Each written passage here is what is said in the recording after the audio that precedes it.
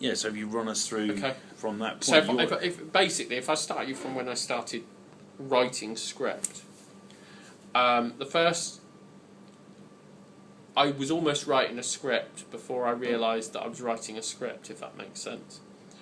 I had this story in my mind, and I can tell you part of this story because I don't think I'm ruining anything. And the story came about by my partner, Claire. And her driving's good, but she has this issue with people that drive badly.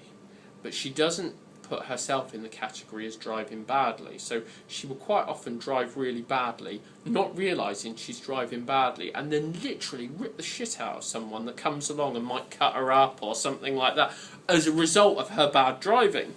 So that's how my first script came about. I sat there and I thought to myself, imagine if you had this character who drove badly, was affected by other people driving badly, and then what happened if she followed those people home and she killed them? And I thought to myself, oh, that's brilliant. I love that idea. I love this idea. And I thought to myself, who would I cast in this? Oh, Amy Childs lives across the road from The Only Way is Essex. I thought she would be fantastic because anyone can see her as a really nice person, but kind of as a bit of a psychopath as well, and she'd pull it off because she's so nice. So I'm almost writing this character about Amy Childs, the person. Where that ended up, I don't really quite know, but what I actually did was I ended up with this script, and probably I'm going to cut off at some point here, but I ended up with this script that starts off with this character, and then I created an almost Prime Suspect-esque type storyline that goes alongside this. So you've got this person that's killing people, that are pissing her off while they're out driving.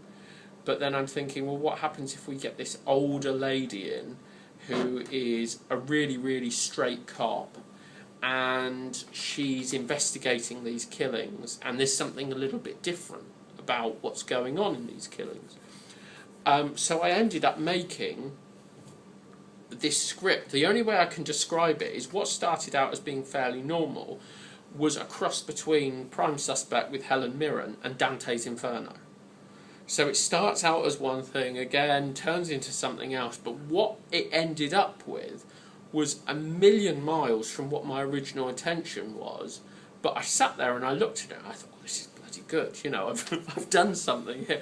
But then what happened is I thought to myself, do you know what? The money this is going to cost. The money this is going to cost to put together, because at one point I've got a scene of 100-odd police officers like fighting the public, just randomly fighting the public, and I thought, all that cost of all those uniforms, and then the location, how am I going to get that together? That's all going to cost money. Hang on a minute, let's take this back a bit.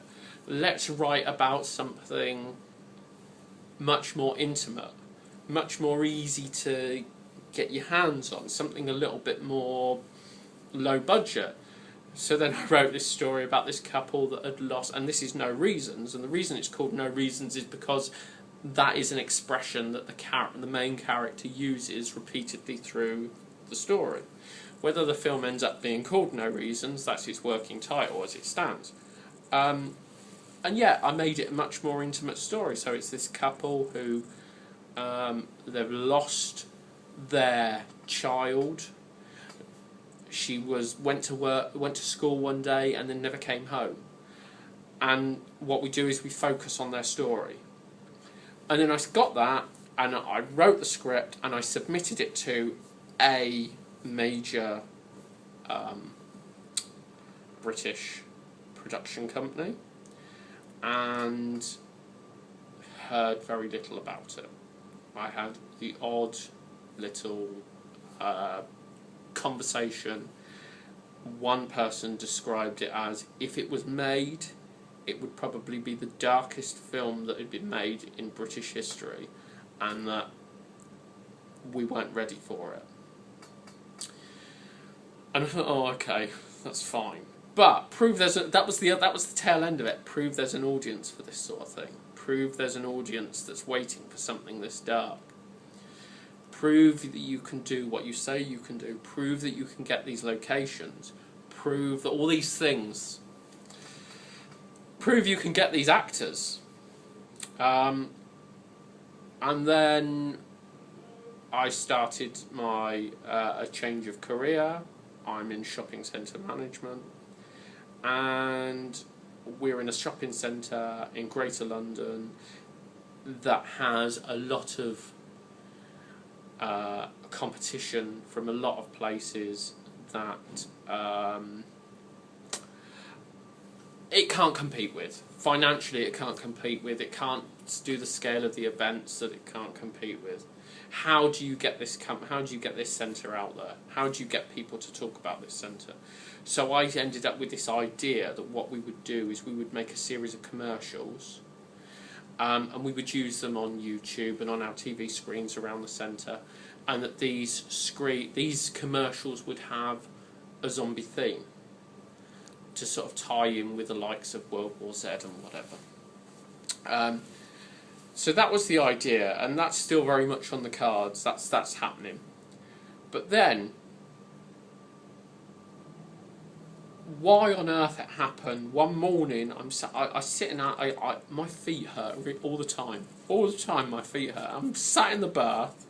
One morning, iPad in one hand, looking at my feet, moaning at the state of my feet to myself, and surfing the internet as I do. And I sat there and I just started writing this script. I've got zombies in my mind.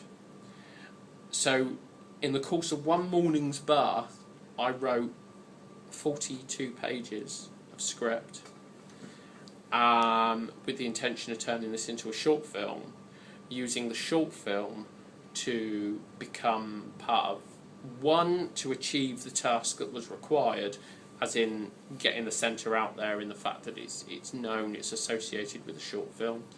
Two, to get No Reasons made, because if I can get that, and I'm proving part of my point, I'm proving I can get people together for next to nothing, I'm proving I can secure a location, because obviously, yes, okay, we've got the shopping centre, but there's other locations that you have to go to get people's permission, because you're going into different people's demises, into all these different things. It's not as straightforward as me just setting up a crew and saying we're going to set up a film, we're going to make it, blah, blah, blah. So, yeah, told some friends, I said, look, we're going to do this. We're going to make a short film, we're going to make promotional videos, we're going to do a music video, we're going to do this, we're going to do that, we're going to do something else. My friend, Marcus, he turns around and he says to me, it's really stupid. And I said, what? He said, if you're getting all these people together to make a short film, what's the point in that? He said, why don't we just turn it into a feature film? Make an actual film. And to my amazement, I didn't turn around and say, no, let's not do it. And I'm like, yeah, alright, okay, I'll do that. So there I am, the following morning, padding out pages of script, creating new characters, developing these characters, making more of the twist, adding 2 additional twists, and here we are. We're making this film, and yeah, literally, it's a film that I made in the bath in one morning. Essentially, the script-wise, and that's kind of how this has all come about. And then it was the matter of me. Okay, I've got the script done. How am I actually going to pull this off? So I'm going to people and I'm saying, hey, I've got this idea. I've got no money. Can't afford to give you any money at any point in time. The film will never make any money. But what I promise you is it will get high PR. I promise you I will work the PR angle on this. So if you're involved in it, it will do your career some good if you're, making your way up the ladder as an actor. And, it will do, from your perspective, it will get you working in something different. And I'm sending the script around. Well, actually, that's a lie. I'm not sending the script around. I sent the script around for a couple of people, but what I actually did is I said to people, we're making a zombie film. Are you interested? It's very different. It's very dark. It's not what you're expecting. I called people to the centre. We sat at this very table.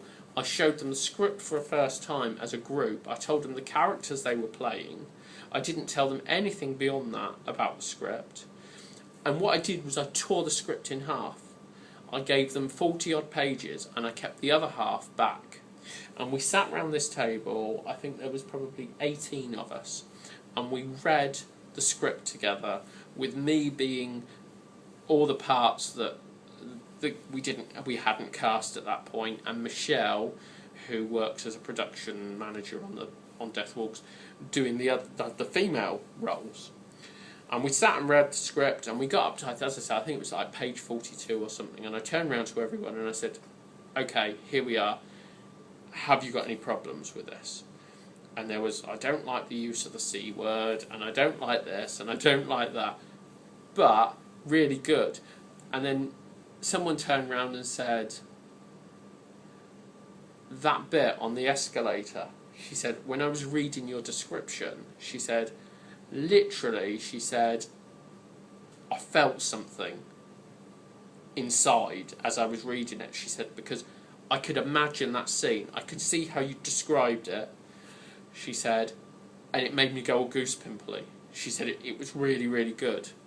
I said, look, does anyone have any issues with this? Is there anybody that doesn't want to be involved in this? No, it's all good. Right, okay, in that case, here's the next 11 pages. So I slid the 11 pages across the table to all these people, and then we're reading the script, and I'm watching people's faces drop, and then one of the actresses, Kelsey, who plays a character called Poppy, she said, oh my God, she said, the pennies just dropped. She said, this is horrible. She said, I can't believe you're doing this. And then there was another scene, and someone else said, are you really going to do this? And I'm like, yeah, we're going to do this. She said, I can't believe you're going to do this. And the reaction that I got from that table made me realise that probably, because up until that point, showing people these scripts, nobody had seen the script. Nobody at all. I hadn't had the confidence to show anybody. I thought it was good, but it was my belief and my belief alone. And then I read something in a magazine, and it said, you might think your script's good, but the chances are it's a piece of shit.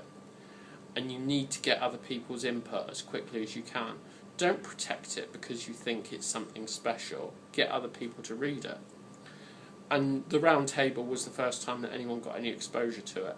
And everybody loved it, but a few of them were mortified. Then we did the second read-through, which was fine. And then we did the final read-through, which was in location, which is kind of like us acting out the role, the performances in location. And I included a whole new bunch of new characters who hadn't been able to make it to this point. And they were seeing the script for the first time. And the reaction was mixed again, and everyone said they were fine. And then one of the characters who'd taken on a leading role contacted me the following day, and she said, I can't do it. She said, I can't be associated with this. She said, it could do well, she said, or it could destroy me. She said, but it's also, you're treading on terrain that is very close to home, and I can't go there. I've got to turn this down. I'm really sorry. And it was really good because on the same day I'd met up with an actress called Joanna Finata, who is currently starring in a film. Okay, it's only a small part in a film called Rush, which is the story of Ade Lauder. By Ron Howard, and Nikkei, isn't it? Nikkei Lauder, sorry. So yeah, and she came along and she was like, I heard about your story, really want to be in it. Is there any way I can get involved? And I turned around to her and I said, well, look, I've got to be honest with you. All the characters are done. It's completely cast, but you're Italian. I said, I love Italians. I love Italian cinema. I said, I've got these shots, which I describe as my giallo shots, which are inspired by the likes of Mario Bava and Dario Argento, etc. And I'm saying, it would be really good to have this Italian character in it. I'm going to write you a character. I don't know how I'm going to work this character in, but go away for the weekend. I'll write you a character and get you in it. I came upstairs from this meeting with this really, really nice, friendly, enthusiastic Italian woman who I'd never met before in my life, but felt like we were best friends at the end of this meeting.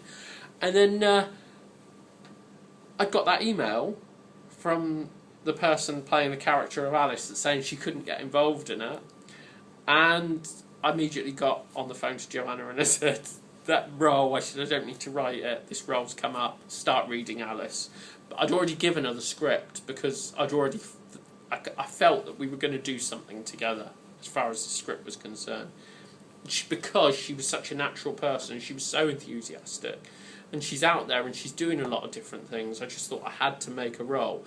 And it was just the way she came to me. I know it sounds silly, but the way she came to me via Facebook and the conversations we had, it was like if you're an employer and you've employed someone, and the minute you've employed someone, someone comes along that's clearly better, and you almost feel, you know, that sort of feeling of being gutted. But in some of my careers that I've worked in, I've had that flexibility over hours, so I've just employed that person. And that's kind of what I did. And I knew I had to get her involved, and yeah, that's how it came about. So that was my cast. And I think as soon as they got there, they were all sold. Just hold it there. It's 1 o'clock. I totally didn't realise what the time was.